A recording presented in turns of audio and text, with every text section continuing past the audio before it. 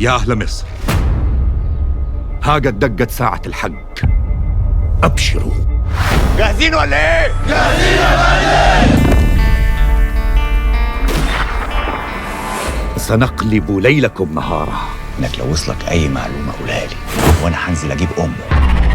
بالسلاح جيناكم وبالمفخخات، لو وصلنا مكان الخلايا حتى نرفع راية النصر فوق رؤوسكم. أنت عايز إيه يا مروان؟ أنا اللي عايز أفهم، أنت طمعان في الجنة ولا في السلطة؟ أنت نسيت أصحابك.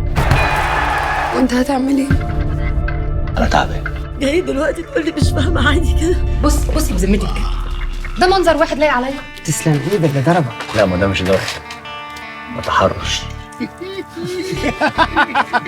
أنت بتخاف من سماح. بقول لك ايه، ما تعصبنيش بدل ما نخش نطلقها.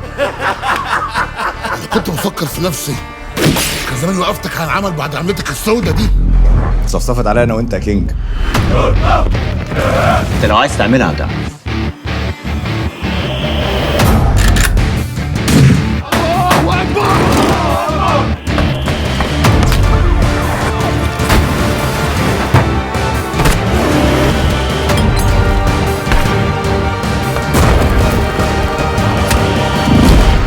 انت عامل لي فيها رامبو؟